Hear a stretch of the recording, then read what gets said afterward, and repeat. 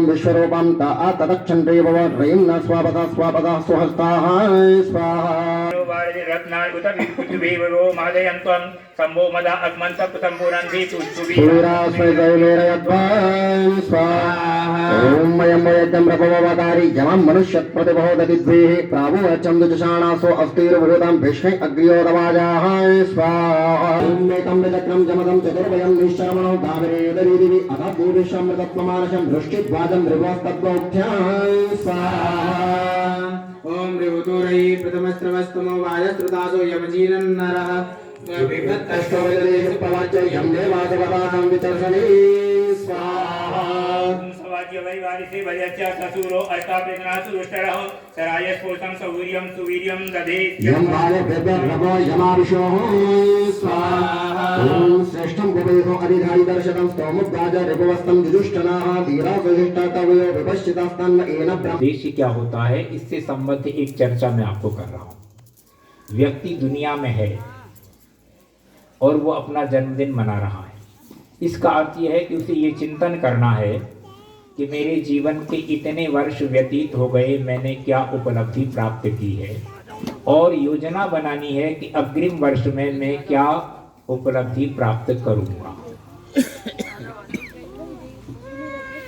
अभी जो हम मंत्र पाठ कर रहे थे उसमें एक मंत्र आया, सख्येत इंद्रवाजिनो मां भीम शवसस्पते त्वाम अभिप्रणो नुमो जेतारम अपराजितम। इस मंत्र में प्रार्थना की और मंत्र जन्म की दृष्टि से कई बार बोला जाता रहा। सख्येत इंद्रवाजिना, मैं अपनी मित्रता के लिए हे इंद्र तुमको पुकारता हूँ, चाहता हूँ कि तुम मेरे मित्र बनकर के सदा मेरे साथ रहो, और इसलिए रहो कि जैसे आप अपराजित हैं, कभी किसी से पराजित नहीं होते हैं, वैसे ही मैं जीवन में किसी से पराजित न हूँ। हम चिंतन करें, विचार करें कि हमने जो जन्मदिन मनाया, अब तक की कितनी उपलब्धियां प्राप्त की हैं, और अगले वर्ष में हम क्या योजना बना रहे हैं कि एक नई उपलब्धि हमारे जीवन में आए। ये प्रमुख उद्देश्य होता है जन्मदिन मनाने का। एक बार गुलाब सिंह जी को पुनः बहुत बहुत बधाई। ये आहुति दे चुके हैं। दूरितानि परासुवा यद्भ्रान्तन्नया स्वाहा। ओम दधिक्रावेण इदुनु चरिकवा विश्वा इन्दुमानुषः सूदयन्तो अपामग्नेरुषसा सूर्यस्य बृहस्पतिराङ्गिरसस्य विष्णोः। ओम सत्त्वावरीषु कविषु दुर्गन्धस्तर्वास्यवादीषु ओषस्तुरन्यसः सत्यद्रवधवरः पतङ्गरो दादिक्रावेशमुरजं स्वर्जनः स्वाहा। ओम उदस्मास्य नवस्तरुण्यलाभरणं नवयं शेनस्य वज्रद्रवमिसंसपरिदतिप्रावणः सहोरजातरित्तदाः स्वाहा ओम उदस्य वाली क्षिपणि तुरंती जीवायां बद्धो अपि कक्ष आसने प्रथम दधिक्रा अनुसंवतीत पंथाम अंकाच पाव स्वाहा ओम हंसा शुचिषत् वसुरन्तरिक्षत् सद्दोदा वेदिषत् अदितिर्द्रोणस दिशः सत्सद्रिदः सद्वयुः सद्वज्जाः गोजत् ऋतजा अद्रजायितां स्वाहा ओम इंद्रा को वा वरुण सुम्नमाप स्तोमो विश्वामृतो न होता यो वामृतेर्कृतमा अस्मरोक्तम् अष्टशतम् नमस्वाहा स्वाहा ओम इंद्राहु वरुणो चक्र आपै देवो मर्त्या सख्याय प्रयस्वान् साहन्ति वृद्धा समितेषु शत्रुर्नवो वीरमहद्भि प्रयस्व प्रश्न स्वाहा युत्वन्तान ऊतया आयातन्तु सुमपीतये ओम शापं दन्ते भूस्प्रियं नियतं दाशुकेन्द्राः अस्मत्तं यज्ञवाहवेन्द्रवायुं नियच्छतां स्वाहा ओम वेहि होत्रावीता विभो नरायो अर्यः वायवा चन्द्रेण ऋतेन याहि सुतस्य पीतये स्वाहा निर्युवाणो अस्तये नियुत्वा इंद्रसारथि वायवा चन्द्रेण रथेन याहि सुतस्य पीतये स्वाहा ओम मनोदशे पदोदितं येमाते विश्वल्पेशः वायवाचन्द्रेण रथेन याहि सूतस्य पीतये स्वाहा ओम वहन्तु त्वा मनोयुजो युक्तासो नवतिर्नवः वायवा चन्द्रेण रथेन याहि सुतस्य पीतये स्वाहा ओम वायुविशकं हरीणां युवस्य पुरुषाणाम् उत वायेति सहस्रेण रथ आयातु पादुकाय स्वाहा ओम मिदं वामस्याहि हविप्रियमिन्द्राबृहत्पदे उक्तं मदश्च शक्यते स्वाहा ओम मयमां परिषिच्यते सोम इन्द्रा बृहस्पति चारुर्मदाय पीतये स्वाहा ओम आन इंद्रा बृहस्पति गृहमिन्द्रश्च गच्छतं सोमपा सोमपीतये ओम अस्मै इन्द्राबृहत्पदे रयि दत्तं शतग्विनं शश्वपन्तं सहस्रिणां स्वाहा ओम इंद्रा बृहस्पति वयं सुते गीर्भिर्हवामहे अस्य सोमस्य पीतये स्वाहा ओम सोममिन्द्रा बृहस्पति पिबतं दाशुते गृहे मादयि एतं दलोकथाय स्वाहा ओम सष्टवाय ऋक्मता गणेन बलं रोजपलिगं रवेण बृहस्पतिरुश्रियाभ्यसूद वशवाशवे रुदाजाय स्वाहा ओम एवा पित्रे विष्णुदेवाय विष्णे यज्ञर्विधेम नमसा हविर्भिः बृहस्पति तु प्रजावीरवन्तो वयं स्याम पतयो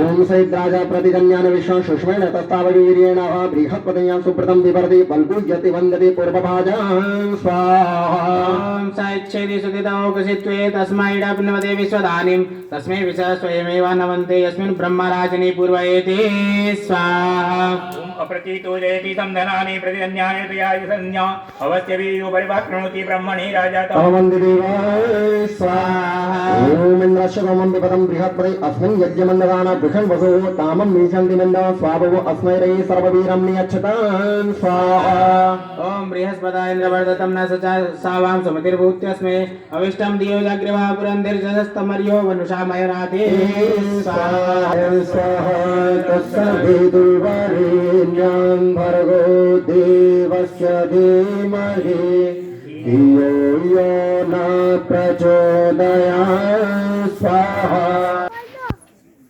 कई बार मेरे सामने प्रश्न आया और आज संयोग से बात सामने आ गई, इसलिए निवेदन कर देता हूँ।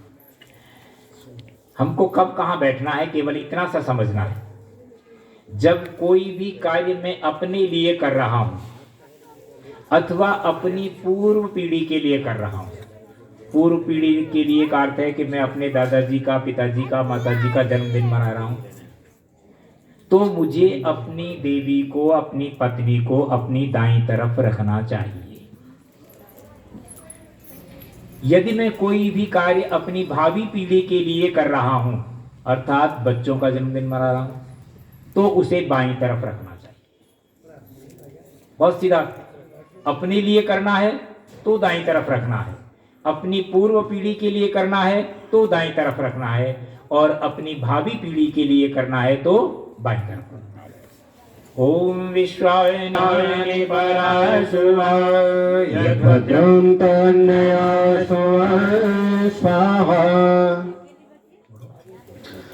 ओम इदमुत्य पुरुतमं पुरुषात् ज्योतितमसो वायुनावदस्थात् नूनं दिवो दुहितरो विवादिर्गातुं कृण्वन्नु ससोजनाय स्वाहा अस्तोरु चित्रा उषसा पुरस्तान्मिता इव त्वद्धरो अध्वरेषु व्यूवृजस्य तमसो व्यावृत् वीरवति सुतयः पावकाः ओम उच्छन्दिरत्यञ्चिदयं दवोरान् राधद्योगायोहं भवानि आदित्रयं दण्डनयः संसप्तपुत्यमानस्तमगं विमध्ये स्वाहा ॐ कुवित्स देवी सनयो नमो वायामो बभूदत् उससोवद्यः येन नग्वे अंगिरे दशग्वे सप्तास्य रेवती रेवदूष स्वाहा यूयं हि देवी ऋत्विरव्यस्तेभिः पप्रियात भुवनानि सद्यः प्रबोधयन्ति ऋषसहस्रसन्तं दिपात् चतुष्पादरसाय दिवान् स्वाहा एव जयामसि कामस्त्वं पोषयन्वासनो मृणाति दृशे स्वाहा ॐ क्षेत्रस्य पदे मधुवन्तं ऊर्मिन्धेनुरिवपयो अस्मासु दुःखौ मधुश्रितं कृतमिव सुपूतवन् घृतस्य नः पतयो मृयन्तो स्वाहा ओम मदमदेर्रोषदर्द्यावापमदमन्नहं मद्वन्तरिक्षां क्षेत्रस्य मधुवन्नानो अस्परिष्यं तं मन्वेनं चरेम स्वाहा ओम सुनं वाहा सुनं नर सुनं कृषतुलाङ्गलं सुनं वरत्रावद्यन्तां सुनं राष्ट्रनुष्ठाय मर्याः स्वाहा सुनासीराभिमां तवे दृशेतां यदि विचक्ररूपयः तेने मामुपशेषत चित्रं स्वाहा ओम मरवाजितवके भव सिदै बन्दामहित्वं यदानन्तपगासदे यदानन्तपलाससे स्वाहा ओम इंद्र सीतां निगृह्णादुता सानपैस्वति दुहमुत्तरम् उत्तरां समां स्वाहा सुनं केतुवाहै सुनं पर्जन्यो मदनापयोगी सुनासीरा सुनमश्मासु धत्ता ओम स्वाहा ओम समुद्रादरमेन्मदमं मुदान्पण्डपांशुनं समुद्रं मन्वाणमान गृहस्थनावगुह्यं यदस्थितिभं देवानममृतस्य नाभिः स्वाहा ओम वयं नाम प्रब्रवाम घृतस्यास्मिन् यज्ञे धारयामान्नवोभिः व ब्रह्मा सर्वस्वच्यमाना चतुश्रृङ्गो अवधि घोर एक स्वाहा चत्वारि शृङ्गात्रयोस्य पादाभिः शीर्षे सप्ताहतासु अद्य क्रीडाबद्धो वृषभो रवीति महोदेवो मर्त्याम् आविवेश स्वाहा ओम दृढाखिलं पणगरवह्यमानं कपिदेवासो कृतवन्नमिन्दहन् इन्द्रं एकं सूर्यं एकं जगानं वेनादेकं सूर्यान् निष्ठदक्षोः स्वाहा ओम एषा सन्ति हृद्या समुद्रात् चतुर्धारिपूर्णा नावचक्षे घृतस्य धारावि चाकशिमेरण्येसो वेतसो मध्याशां स्वाहा ॐ सम्यक् द्रवन्ति सरितो नदेन अन्तर्हिता मनसा पूयमानाः एते अर्षन्त्युर्मयो घृतस्य मृगा इव क्षिपणि रोषमाणाः स्वाहा ओम सिन्धुर्विपत्पाद्वनैषूघनसं पादम् अप्रियां प्रजयन्ति बहुज्वाः घृतस्य धाराविशोनवाजी काष्ठं भिन्नन्नुरमपि पिन्वमानाः स्वाहा ओम अभिप्रयन्त समनेव योजा कल्याण्यं समयस्मैनासो अग्निं घृतस्य धारा समिदो न सन्त तादृशाणो हर्यते जातवेदाः स्वाहा ॐ कन्या इव वतुमे तव अभ्यञ्जना अभिचाकशीमि यत्र सोमसूयते यत्र यज्ञो घृतस्य धारा अभितत्पवन्ते स्वाहा ओम मध्यरशतं सुष्ठुतिं कव्यं माजिमस्मासु भद्रं निर्मणानि दत्तम् इमं यज्ञं नैतदीवदानो घृतस्य धारां मदवत्पवन्ते स्वाहा ओम धामन्ते विश्वं भवनवदित्रदमन्ततमग्ररजत्यन्तरायुः अवामनेके समिधय्य आविदस्तमम श्याममदमन्त ओरमे स्वाहा भूर्भुवः स्वः तत्सवितुर्वरेण्यं भर्गो देवस्य धीमहि धियो यो नः प्रचोदयात् स्वाहा इति चतुर्थमण्डलम् यज्ञ लगभग यहाँ आज की दृष्टि से पूरा हुआ। एक यज्ञ शब्द का अर्थ बता करके और हम आगे की प्रक्रिया की तरफ चलेंगे। सृष्टि की आहुति देनी, बलवेष्ट देवी यज्ञ की आहुति देनी और यज्ञ प्रार्थना आदि करनी, ये ब्रह्मचारी और पंडित जी कराएंगे। यज्ञ का एक अर्थ ये हवन है जिसको हम कर रहे हैं। वेद के यजुर्वेद के पहले ही मंत्र में यज्ञ का एक अर्थ बताया, यज्ञो वही श्रेष्ठतम कर्म। दुनिया का वह श्रेष्ठतम कर्म जिसके द्वारा सबको लाभ होता है वो यज्ञ है। सच में यज्ञ क्या है ये अपन सामान्य स्थिति में समझें। कोई एक व्यक्ति जिस समुदाय का अंग है उस समुदाय के कल्याण का उद्देश्य बना करके जो कार्य करता है उस कार्य का नाम यज्ञ है। मैं इसको हिंदी में इसलिए बोल रहा हूं कि संस्कृत वाला वाक्य समस्या दूर हो जाएगा। कोई एक व्यक्ति जिस समुदाय का वो अंग है, उस समुदाय के कल्याण का उद्देश्य बना करके जो कार्य करता है वह कार्य यज्ञ है। इस दृष्टि से यज्ञों वही श्रेष्ठतम कर्म, कि प्रत्येक वह कर्म जो श्रेष्ठतम है वो यज्ञ है। इस यज्ञ से लाभ क्या होगा? यज्ञ तो कर रहे हैं, यज्ञ से क्या लाभ होगा? तो पहले मैं आपको एक हंसने का चुटकुला सुनाता हूं। पीएल चतुर्वेदी, पुरुषोत्तम लाल चतुर्वेदी अजमेर विश्वविद्यालय के कुलपति थे। जोधपुर विश्वविद्यालय में एक सेमिनार में वो आए, वेद सम्मेलन था, और उन्होंने अपने उस सम्मेलन में उद्बोधन में एक वाक्य कहा कि आज मैं समझ पाया हूं कि मुझे चतुर्वेदी क्यों कहते हैं। और फिर उन्होंने जो वाक्य सुनाया वो हंसने का और समझने का है। अब तक मैं ये सोचता था कि जिन लोगों ने चारों वेदों को पढ़ा है, समझा है, याद है, उनको चतुर्वेदी कहते हैं। फिर मैंने सोचा कि जो व्यक्ति चारों वेदों के नाम जानता होगा उसको चतुर्वेदी कहते हैं, लेकिन मैं इन दोनों परिभाषाओं से दूर था। पर आज समझ पाया कि मुझे चतुर्वेदी क्यों कहते हैं। प्रभु की कृपा से 56 वर्ष की आयु में आकर के मैंने आज चारों वेदों के दर्शन कर लिए, इसलिए मुझे चतुर्वेदी कहते हैं। ये उन लोगों की बात है जो परंपरा से चतुर्वेदी हैं। यज्ञ का लाभ क्या है, इस बात पर मैं आपको ये बात बता रहा हूं। मैं जिन लाभों को गिनाने चला हूं, आप उनको गिन करके देखिए और अपने जीवन के साथ आसपास देखिए, इनमें से कौन सा लाभ ऐसा है जिसे आप नहीं चाहते। यदि चाहते हैं तो ये लाभ निश्चित है कि बिना इस कार्य के नहीं मिलेंगे। भर्तृहरि कहते हैं, सुनो सच्चरितः सती प्रियतमा स्वामी प्रसादोन्मुख स्निग्धम मित्रमवंचकः परिजनो निक्लेशलेशं मनः आकारो रुचिरस्थिरश्च विभवो विद्यावदातं मुखं तुष्टे विष्टपकष्टहारिनिहरौ संप्राप्यते देहिना। थोड़ी देर बाद बात कर। भर्तृहरि ने कहा कि जिस व्यक्ति ने अपने कर्तव्य कर्मों को पूरा करने के बाद संसार के कष्टों को दूर करने वाले भगवान विष्णु को प्रसन्न कर लिया है, उस व्यक्ति को अनायास का अर्थ यह है और कोई कर्म नहीं करना, 9 चीजें मिल जाएंगी।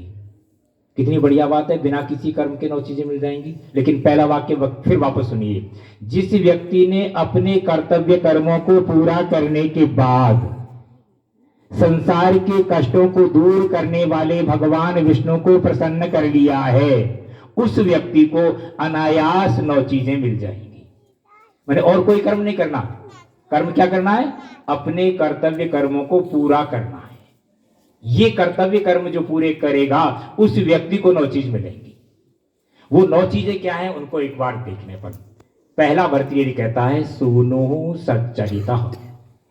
सूनु शब्द का अर्थ होता है आज्ञाकारी पुत्र, और सच्चरिता उसके साथ विशेषण जोड़ा, इसका अर्थ हुआ आज्ञाकारी चरित्रवान पुत्र उस व्यक्ति को मिलेगा। एक लाभ। सती प्रियतमा, वह व्यक्ति यदि पुरुष है तो सती साध्वी उसको उसकी पत्नी मिलेगी, और यदि वह व्यक्ति महिला है तो स्वामी प्रसादोन्मुख, हमेशा प्रसन्न बदन रहने वाला उसे उसका पति मिलेगा। पुत्र तो दोनों के लिए बराबर था। स्निग्धम मित्रम, स्नेहशील मित्र मिलेंगे। अवंचकः परिजनः, दुनिया में कभी किसी को किसी भी बाहर की व्यक्ति ने धोखा नहीं दिया। धोखा जब भी मिला तब परिवार वालों से मिला, जिस किसी को भी मिला। भर्तृहरि बड़े दावे के साथ कहता है, अवंचकः परिजना, धोखा न देने वाले परिवार के व्यक्ति उसको व्यक्ति को मिलेंगे। निक्लेशलेशम मनः, मन तमाम दुनिया भर की चिंताओं और बाधाओं से ग्रस्त रहता है हमेशा, और भर्तृहरि जी कहते हैं कि उस व्यक्ति को निक्लेशलेशम मनः, तमाम क्लेशों से दूर रहने वाला मन मिलेगा।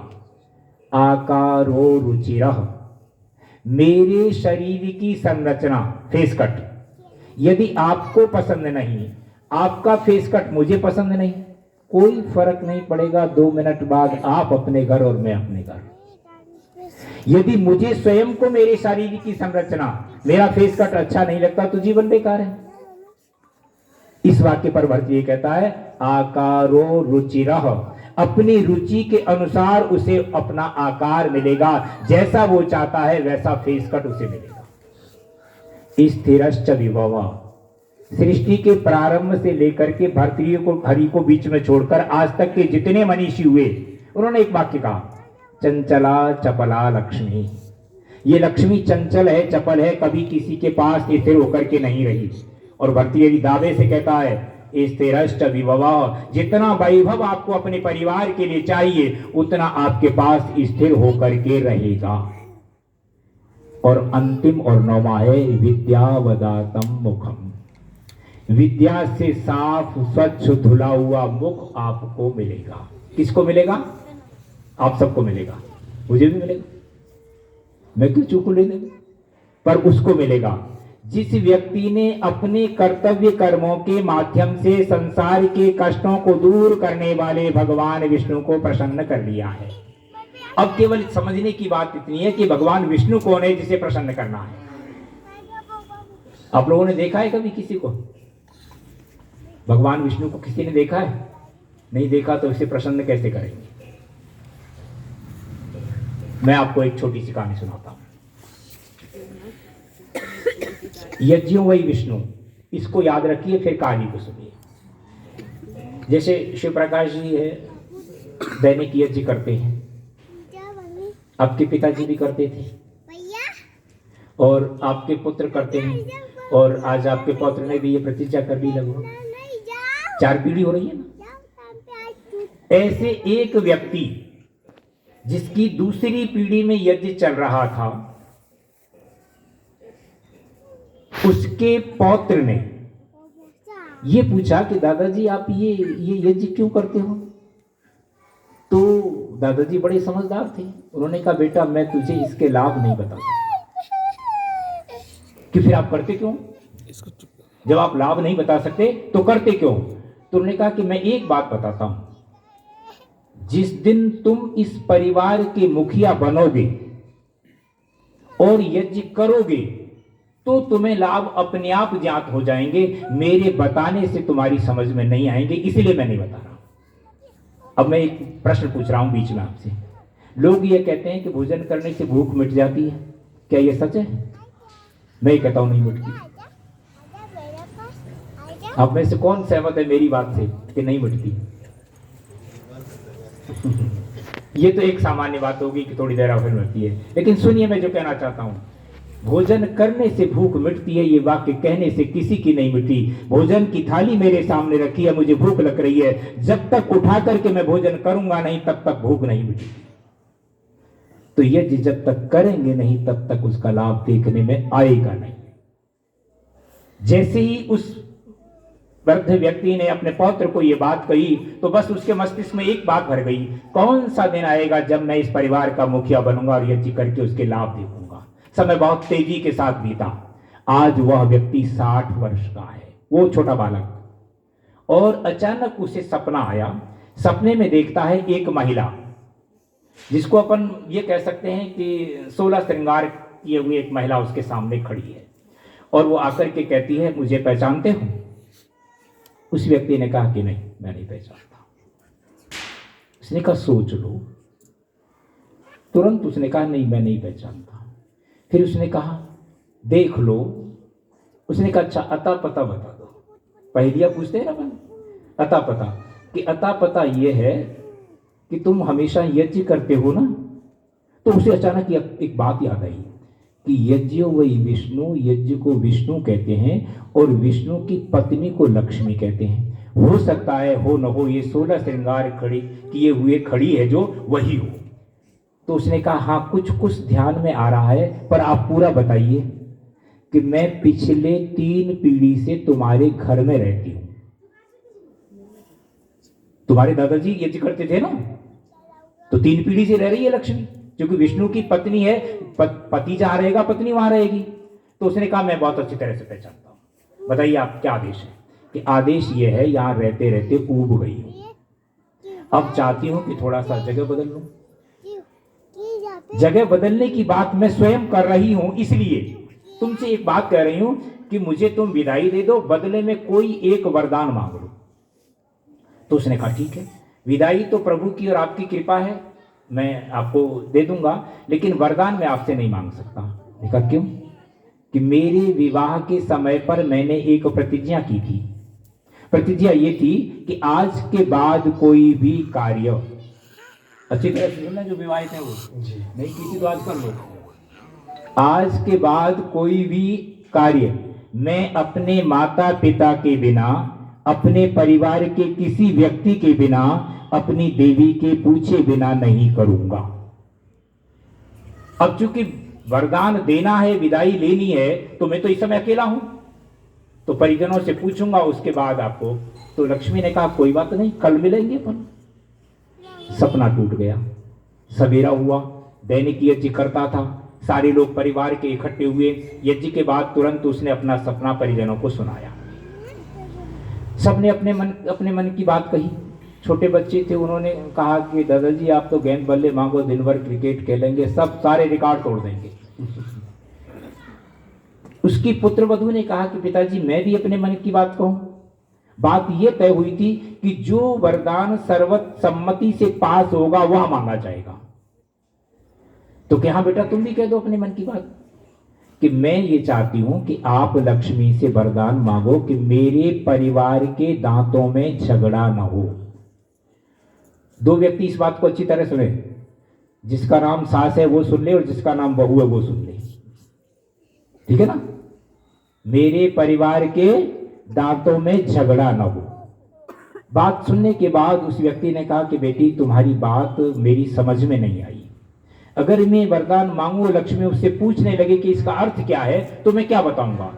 तो वो पुत्र वधू कहती है कि पिताजी आप और माताजी और मैं और आपके पुत्र, परिवार का एक सदस्य दूसरे सदस्य से जब बात करता है, अथवा थोड़ी देर ये सोचिए, सवेरे 8 बजे से लेकर के और अब 5 बज गए, 5:15 बजने वाले हैं, मैं आपसे बात कर रहा हूं, मेरा नीचे वाला दांत ऊपर वाले दांत से, ऊपर वाला दांत नीचे वाले दांत से अभी तक नहीं टकराया है, और बातों में तकरार हो जाए तो बहुत सारे लोगों की दांती बिछ जाती है। इसका अर्थ यह हुआ कि दांतों में तकरार नहीं होगी तो बातों में तकरार नहीं होगी और हम सुख से रहेंगे। बात समझ में आ गई। दिन हुआ, कहानी है, ध्यान रखिएगा। रात्रि को फिर विश्राम कक्ष में पहुंचने के बाद लक्ष्मी जैसे ही उसके सामने खड़ी हुई तो उसने दिन भर चिंतन किया था। चिंतन करने के बाद उसे लगा कि आज थोड़ा सा मजाक आएगा। वो कहता है कि मैं तैयार हूं, कि तैयार हो तो ठीक है। और उसने थाल सजा के रखा था लक्ष्मी को देने के लिए, जो कुछ भी वो दे सकता था, साड़ी, श्रृंगार का सामान, जो भी, और कहता है कि ये आपका विदाई का सामान, पर आप अपनी प्रतिज्ञा के अनुसार इस सामान से हाथ लगाने से पहले मेरा वरदान मुझे दीजिए। लक्ष्मी ने कहा हाँ मांगो। वो कहता है कि मेरे परिवार के दांतों में झगड़ा ना हो। से कि इस वाक्य को सुनते ही लक्ष्मी झुंझला करके बोली कि तुम मुझसे मजाक करते हो या वरदान मांगते हो? तो उसने विनम्र शब्दों में कहा कि मैंने आपसे मजाक नहीं किया है, आपने कहा था वरदान मांगा है, मत दीजिए, आप विदाई दीजिए। लक्ष्मी ने कहा कि तुमने कल जब मैंने प्रस्ताव रखा था तो ये कहा था कि मेरे विवाह के समय पर मैंने एक प्रतिज्ञा की थी। अच्छा, विवाह युवक का होता है या युवती का होता है? याद रखता है, महिला 2 बात याद रखती है, अच्छी हो या बुरी हो, ठीक है ना? आप ध्यान रखिएगा, मैंने इसी बात कही कि 2 व्यक्ति इस बात को अच्छी तरह से ध्यान रखें, जिसका नाम सास है वो भी और जिसका नाम बहू है वो भी। लक्ष्मी कहती है कि तुमने अपने विवाह की एक बात मुझे याद दिलाई, मेरा भी विवाह हुआ होगा ना, मैं तुमको अपने विवाह की 2 बात याद दिलाती हूं। मेरे पिताजी जब मुझे विदाई दे रहे थे तो उन्होंने मुझसे कहा कि बेटी एक बात बता, तू जाकर के कहां रहेगी? तो मैंने बड़ी विनम्रता से कहा, पिताजी आप कैसी बात करते हो, आप जहाँ भेज रहे हो, जिसके साथ भेज रहे हो, वो जहाँ रखेगा, जैसे रखेगा वैसे रहूंगी। तो उसके पिता ने, लक्ष्मी के पिता ने कहा कि मैंने तुझे पढ़ा लिखा करके इतना बड़ा इसीलिए किया था ना कि वो जैसे रखेगा वैसे रहेगी, तेरा अपना अस्तित्व तो क्या है ये बता। लक्ष्मी थोड़ी देर चुप रही और चुप रहने के बाद वो कुछ कहती इससे पहले लक्ष्मी के पिता ने कहा कि देख सुन, मेरी बात सुन, जिसके साथ मैंने तेरा विवाह किया है उसका नाम साक्षात सारंगपाणी भगवान विष्णु है, पर उसके कहने पर वो जैसे रखे वैसे नहीं रहना है, ये ध्यान रखना। कैसे रहना है ये मेरी तरफ से सुन ले।